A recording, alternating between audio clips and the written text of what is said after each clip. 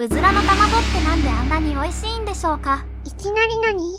八宝菜なんかに入っているうずらのゆで卵って普通の鶏の卵よりも美味しいでしょう。わかるようなわからないような。私は違いがわかる女なのよ。中の人はおっさんだけどね。ということで、その大好きなうずらの卵で麺を作ったらどうなるか検証してみましょう。そんな変わるかな？やってきました卵コーナー。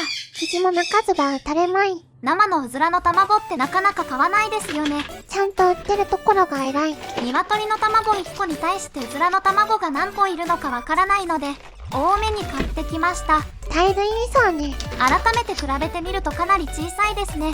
かわいい。可愛いって言っても食べるんだけどね。ありがたくいただきます。まずは鶏の卵の重さを測っていきましょう。はかりをゼロにリセットするの忘れてるやん。パスタに 100g 作るのに2個いるのでここから測っても大丈夫。リカバリー上手。卵1個で約 50g ですね。アバウト。さて次はうずらの卵を割っていきましょう。うずうず。沖縄のスーパーなのにうずらの卵は愛知県産でした。はるばるようこそ。小さい割にはというか小さくても殻の厚みと膜の厚みが意外とあって割りにくいですね。小さくても頑丈なのね。中の人は一瞬間違えてゆで卵を買ってきたのかと焦ったぐらいです。茹でたうずらの卵も塗ってるけど殻は剥かれてるよね。殻の破片が入ってしまいました。取るの大変。うずらの卵は1個約 10g ですね。鶏の卵の5分の1しかないんだね。ということで10個割らないといけません。これは大変。北斗百裂拳。おたたたたたたたた。お前はもう割れている。ひでる。ようやく卵が揃ったところで麺を作っていきましょう。まずはうずらの卵のパスタから。ところでこの昭和の感じに見ている人はついてこれているのかな？中の人のアニメの情報は80年代で止まっているのでないものは出せません。安倍氏、そんなおじさんがよく YouTube チャンネル始めたね。何を言うのです。中の人は自慢だけど昔はジブリや日本中のアニメスタジオゲームメーカー全てに動画用のプラグインを供給した開発者だったのよ。何者なんだ。だいたい混ざってきたので手で水回ししていきましょう。今のところ感触は普通の鶏の卵とあまり変わらない気がします。ここは違いのわかる女じゃないのね。後で鶏の卵の麺も作るのでその時にわかるかもしれません。これで 200g あるんだよね。今日は 400g の麺を作るってこと？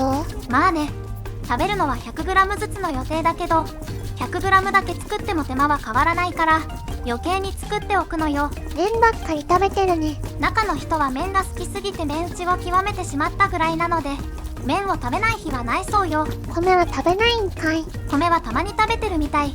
米を食べない日は普通にあるけど麺を食べない日はないってことよ。取りつかれてるね。この動画のための麺作りをする前は1回に 1kg まとめて麺を打っていたそうよ。製麺所ですか。だいぶまとまってきた段階での手触りは少しまとまりにくい固めの感じがします。おう、違いが分かってきたかな。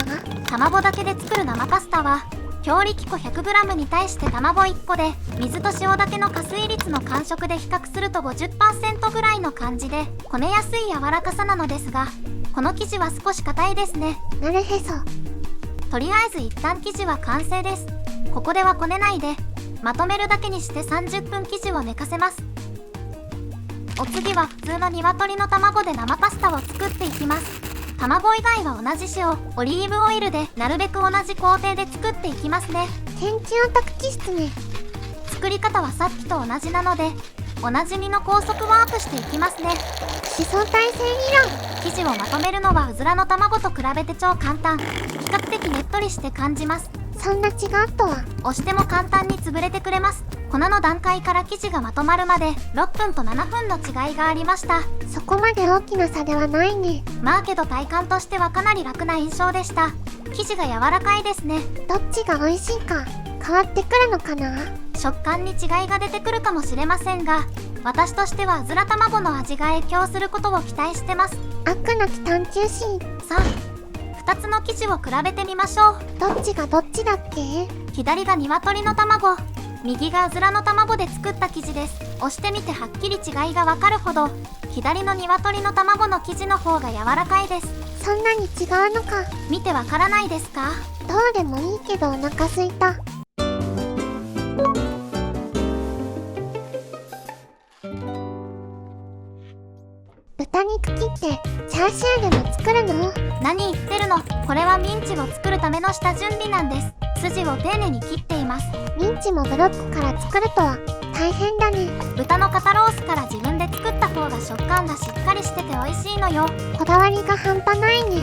けど包丁で刻むだけでミンチにするのは至難の業。細かくなってくるとうまく刻めません。こじゃあどうするの？こでブンブンチョッパー登場。案件か？案件お待ちしています。違うんかい。ブンブンチョッパー買ったはいいけど、思ったより小さくてびっくりしたんですが、無理やり詰め込みます。大丈夫なのか？渾身の力を込めて紐を引っ張ります。すごい音してるね。筋力もついて一石二鳥。紐がちぎれそう。粗挽きミンチを作るためにこれを買ったと言っても過言ではない。これさえあれば簡単に美味しいミンチが作れるのです。結局道具に頼るってことね。あんたもミンチにしてやろうか。なんで毎回猟奇的になるんだ？30回くらい引っ張ったら、ほらこの通り、粗挽きミンチの出来上がり。これでソーセージ作ったら美味しそう。さてついでなのでミンチを炒めておきます。ナツメグを少々振ってから味付けに鶏ガラスープの素と胡椒を振ってほぐしながら炒めていきます。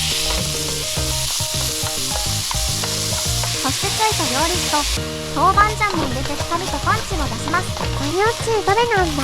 これでパスタの具が完成です。めっちゃいい匂い。さて本題の麺を折っていきましょう。分身の術で同時進行します。忍者服部半蔵。あんたいつの生まれよ。ニンニン。右がうずらの卵で左が鶏の卵の生地です。やはり鶏の卵の方が柔らかいですね。見ててもわかるね。ここも高速ワープしてパスタマシンにかけます。時をかける少女。パスタマシンでは生地を薄く伸ばしては折りたたんで伸ばしてを2回行います。ここでも生地の硬さの違いははっきり感じられますね。完成が楽しみ。さてお待ちかね。みんな大好き麺カッター。待ってました。今日も気持ちよく麺を切れましたね。気持ちいい。完成した麺を見比べてみましょう。左の鶏の卵の麺の方が黄色いね。うずら卵の方が濃厚な味がすると中の人は思っているので意外そうですね。八宝菜に入ってるうずらの卵は味が染みてるだけじゃないのか？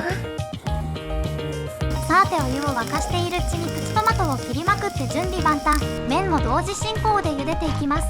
実際は時間差だけどね。時空を超えて麺を次々と湯切りしていきます。忙しい。炒めたミンチを入れてさっきのプチトマトを盛り付けて生卵も乗せてオレガノも振りかけたらついに完成。この量食べれるの？器の大きさが違うだけでがっつり2人前あります。ついに食べ比べする時が来ました。うずらの卵のパスタは味が違うのか？なんか普通って言ってない？うずらの卵麺を食べた限りではいつもの生パスタと変わらない感想のようですね。雲行き怪しいね。では鶏の卵麺の方も食べてみましょう。違うわからない。こっちもまあプリプリは違いがわからないって言ってるね。美味しいのは美味しいようです。まあそりゃ手作りパスタだからね。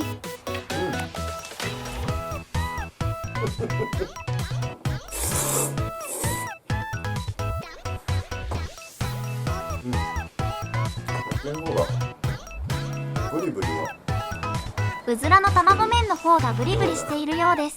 味の違いはないってことかな。まあでも正直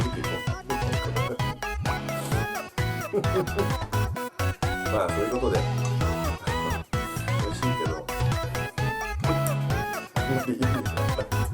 結果としては中の人の思っていたような味の違いはなかったということになりました。なんやそら。両方の麺を混ぜていろいろ味を追加して食べることにします。